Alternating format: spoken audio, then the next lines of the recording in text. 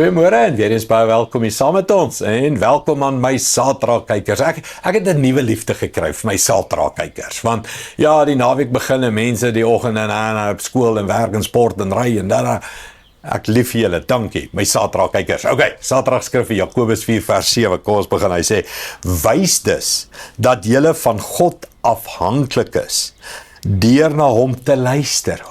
Kosbaar, né? Weerstaan die duiwel, en hy sal van julle al wegvlug.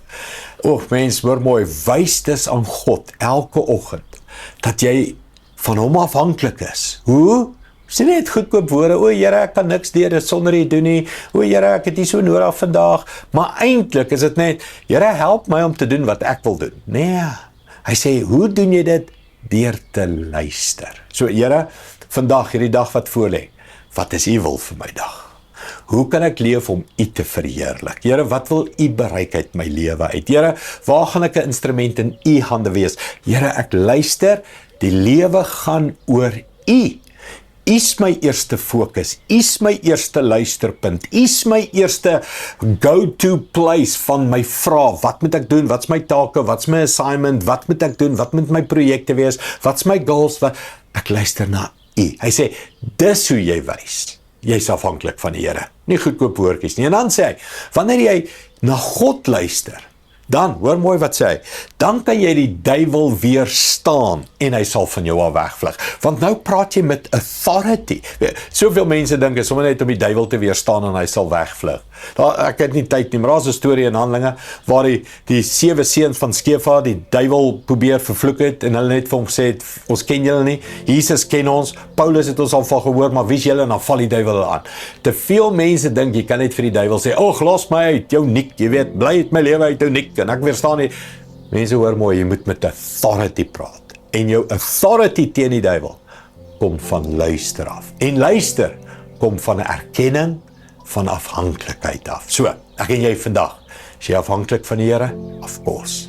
So wat doen ons? Ons luister. En as ons luister, en dan kom goed teen ons in die dag, en dan kom oppositie en probleme en stryd, dan kan ons met authority sê, ek weerstaan dit in Jesus naam. Kom ons bid dit saam. Hemelse Vader, baie dankie, dat U ons bekragtig deur genade, Here. Want ons erken vandag hoe afhanklik is ons van U. Is nie in ons eie krag nie, is nie in ons eie wysheid nie, Here, is nie in ons eie mens en oordenking en ons boeke lees en oral ons, Here, ons is afhanklik van U. En daarom luister ons, Here. Wat is U wil? Ek leef tot eer van U. Wat is U doel? Wat is U roeping? Wat wil U hê moet ek doen, Here? Ek luister na U.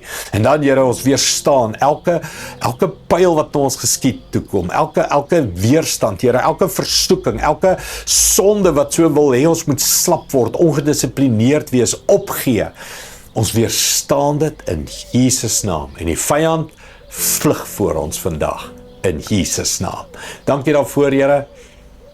En seën elke persoon wat luister vandag in Jesus naam.